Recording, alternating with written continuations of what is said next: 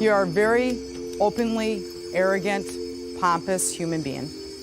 It used to be simple. Strangers on a beach, no food, no trust, no clue who was about to stab them in the back with a smile and a coconut. That was Survivor. A raw, unfiltered chaos machine where social manipulation was the only currency, and getting blindsided was a badge of honor. It didn't hold your hand. It didn't tell you a story. It was the story.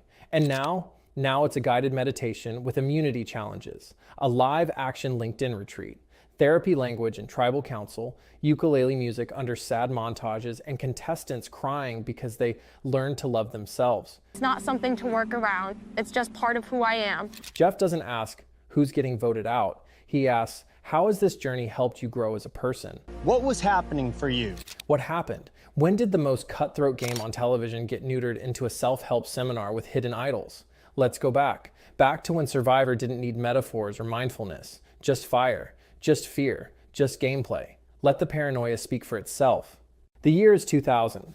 MTV still played music videos. Kids were burning mixed CDs. CBS just launched a show where regular people got stranded on a beach, starved, lied to each other's faces, and occasionally almost died, all for $1 million. The first winner, Richard Hatch. The winner of the first Survivor competition is literally naked for half the season, strutting around like a sunburnt Machiavelli. He lied, schemed, and sunbathed in the nude, and somehow rewrote the rules of television without a single advantage. By season 2, Australian Outback, it was more than a TV show. It was a cultural explosion. Morning talk shows reenacted tribal councils. Kids were fake voting each other out in gym class, and your aunt had a framed photo of Colby like he was the 5th Backstreet Boy. Survivor didn't just invent reality TV strategy, it turned deception into an art form. Before podcasts and YouTube deep dives, there was Susan Hawk telling a man she hoped he'd be eaten by rats. Live, on television. For the snake to eat the rat. Early Survivor worked without bells, whistles, or fire tokens hidden in coconuts. No idols, no cryptic notes, just distrust, exhaustion, and a tribe full of people quietly plotting each other's downfall. It was raw. You made a dumb move, gone. Tried to play nice, gone. And Jeff Probst, a goddamn island messiah in cargo shorts. For a while, Survivor was perfect. But perfection never lasts. At first, the changes were almost invisible, like hairline fractures in glass. The game still sparkled in the sunlight, but underneath, the cracks were spreading. Then came Cook Islands, dividing tribes by race. Sure, the season had strong players and iconic moments, but it was the first time Survivor chose shock value over storytelling, controversy for the sake of headlines, not game evolution. Still, the show powered forward. Bigger themes, bigger characters. Survivor was leaning into its identity as not just a competition, but a grand spectacle. That momentum carried into Heroes versus Villains. Unquestionably, one of the best seasons. But something shifted beneath the surface. Players weren't just competing anymore. They were cast in roles, heroes, villains, symbols. The game had always been about perception, but now it was about performance. The story needed clear protagonists and antagonists. He's playing tricks and he's lying and even if the gameplay didn't always fit neatly into those boxes. Then came season 21, Nicaragua. The Medallion of Power, a twist so convoluted Jeff Probst looked like he was teaching calculus to a group of starving, sleep-deprived contestants. Suddenly, gameplay took a backseat to production puzzles. Survivor became less about trust and betrayal, more about deciphering the rulebook. And Survivor didn't stop. Redemption Island stumbled onto the beach next. On paper, exciting. In practice, it chipped away at Survivor's core rule. When you're out, you're out. Suddenly, a vote didn't mean much. A blindside didn't hit as hard. Consequences came with a maybe. The players tried to adapt and the audience tried to follow. But reality bent until it broke. Wait, didn't this person just get voted out? By the time Caramone aired, the dissonance was undeniable. The cast felt pulled from a reality TV garage sale. Half the players looked like they accidentally walked off a Love Island set. Social strategy took a back seat to meltdowns and sound bites. One of those meltdowns, Brandon Hance mid-challenge dumping the tribe's rice and going full chaos mode before getting pulled from the game. It wasn't gameplay unraveling, it was the show itself starting to crack. It was still Survivor, technically, but it felt like someone was playing with the settings. Slowly, without anyone yelling twist, the game we knew started to warp. Not broken, but bent and bending further. So, what was the moment? The breaking point? The, okay, this isn't even Survivor anymore moment? Easy. Survivor 41. New era, new logo, new tone, same Jeff Probst, but now opening the show, talking to the audience like he's Dora the Explorer. Hey guys, do you want to see a game within a game? No, Jeff, we do not. 18 All-Stars, 1 Survivor. Survivor 41 was the franchise's full-blown identity crisis, rebranding itself like it had just been acquired by a mindfulness startup. Gameplay took a backseat to vulnerability. Suddenly, strategy was out and story arcs were in as preferably tear-stained. The game didn't evolve, it had a breakdown. And the shift wasn't subtle. No longer about survival or deception, the show leaned hard into emotional narratives. Survivor became less a competition, more a wellness retreat with a $1 million prize. And then came the phrases. Oh God, the phrases. Just now, but broccoli are just small trees. Broccoli is just a bunch of small trees. I'm as confused as a goat on AstroTurf. Yes, players actually had to say these lines out loud to activate secret powers. It wasn't a strategy game anymore. It was a scavenger hunt written by an improv troupe. Survivor meets Whose Line Is It Anyway? Except the points didn't matter, and somehow it was less funny.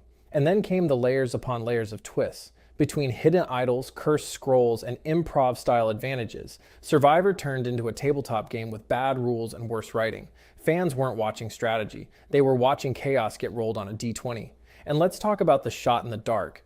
A move so luck-based that even casinos would have said, nah, too random. But the real fracture came with the hourglass twist. Imagine winning a grueling immunity challenge, only to have production hand a player a hammer and let them smash your victory into dust. One choice. No strategy, no counterplay, just arbitrary reversal. It wasn't outplaying or outlasting. It was surviving production's mood swings. At that moment, Survivor stopped rewarding gameplay. It started rewarding dumb luck. And it didn't stop there. Seasons 42 and 43 doubled down. More twists, more backstories, more improvisational curveballs disguised as new layers of gameplay. The new era wasn't just about new twists. It was about a new philosophy. That viewers needed constant novelty, constant emotional validation, constant reminders that this was not just a game. It was important and transformational and special. But in doing so, the authenticity that made Survivor magic was lost. I'm trying to think what's going to be best for me. Instead of rooting for the best strategist or the scrappiest underdog, viewers were now asked to root for the best journey, even if that player barely survived the format. The Survivor we knew, the one built on cunning, risk, and timing, got lost somewhere between the flashbacks and the fire tokens. Let's talk audience reaction, because if there's one thing more consistent than Jeff Probst's enthusiasm, it's fans roasting the show online. Across Reddit, YouTube, and TikTok, fans are saying the same thing, but with increasing exhaustion. Dare you wash your clothes in our drinking water, BB? Now how are we gonna survive? Survivor used to be about people, now it's about protocol. The consensus? It feels less like a game and more like a complicated role-playing module run by someone who just discovered narrative therapy. Memes show Jeff with laser eyes saying, drop your buffs and your emotional baggage. Others show contestants trying to remember if they even have a vote this week, like it's a quiz show where the answer key keeps changing. Reddit threads read like RPG rulebooks. Viewers aren't strategizing anymore. They're trying to decode production's fever dreams. And the sincerity? Oh, it's off the charts. Every episode is drenched in motivational speeches. Players say things like, win or lose, I found my inner warrior. This journey has been the most healing experience of my life. Okay, cool. But did you remember to vote? We went from Richard Hatch playing naked psychological warfare to people thanking each other for the opportunity to grow emotionally.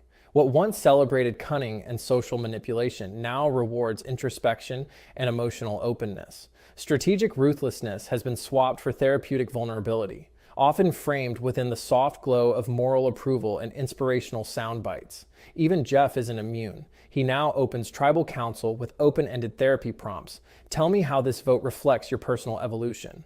Dude, it's a vote, not a TED Talk, and therein lies the rub. Survivor was supposed to be messy, uncomfortable, human. And it's just chaos. Chaos. Now it's trying to be respectable, and nothing kills drama faster than respectability. It's predictable. It's preachy. It's as overproduced as a Netflix docuseries, narrated by a drone. And we feel it. The moments that should shock us are telegraphed by slow motion, sweeping music cues, and heartstring tugging testimonials before the twist even lands. The music swells on cue. The edits guide your emotions like it's a Hallmark movie. You don't feel tension anymore. You feel like you're being directed through a curated Instagram reel of human growth. These 18 strangers have agreed to be abandoned and left to fend for. Casting isn't about people anymore. It's about tropes and tropical clothing. The resilient single mom, the quirky superfan, the motivational speaker, the soft-spoken guy who opens up in week 3, we've met them all before, and that's the thing. Survivor used to reveal people. Now it designs them. Can Survivor be saved? Honestly, maybe. It doesn't need another twist. It doesn't need more idols or advantages or rice negotiations that feel like hostage exchanges. It needs silence, simplicity, hunger. Real humans doing messy, beautiful, petty things. Bring back the rawness, the social tension, the paranoia, the lies whispered under moonlight, the panicked glances before tribal council, the crushing silence when someone realizes they just got blindsided. Remember when lying on national television was a valid strategy? Now people are voted out for being too closed off emotionally. We need less authenticity theater and more authentic gameplay. You came out here 11 years ago to play this game. Bring back the game. Strip away the clutter, the redundant twists, the scripted arcs, the emotional scaffolding, and let strategy breathe again. Survivor was great because it exposed people, because it tested character without forcing a character arc. Now it's busy trying to fix them. It's producing redemption stories before the fall even happens. Let it be wild again. Let it be cruel. Let it be real, because Survivor doesn't need to evolve into a life coach. It just needs to survive. Maybe the greatest twist would be no twist at all. Just a beach, just fire, just fear, just Survivor. Imagine it. A season with no twists, just 16 people on an island, trying not to get voted out. 39 days, 16 people, 1 survivor. Let the dynamics breathe. Let the strategy unfold without interference. Let the audience feel the tension that made this show iconic in the first place. Strip it all back. No trauma edits, no scripted confessionals, no shot in the dark. Just one rule: outwit, outplay, outlast. Everything else, optional. If you made it this far, congrats. You survived the script. If you enjoyed this breakdown of Survivor's rise and hilarious downfall, hit that subscribe button like it's a hidden immunity idol. Seriously, don't wait for tribal council. Just click it. And hey, now it's your turn. What season do you think officially marked the downfall of Survivor? Let me know in the comments. Was it the Medallion of Power, the broccoli phrase, or the moment Jeff Probst looked straight at the camera and said, "Drop the 4, keep the 1. I'll be reading with my torch still lit."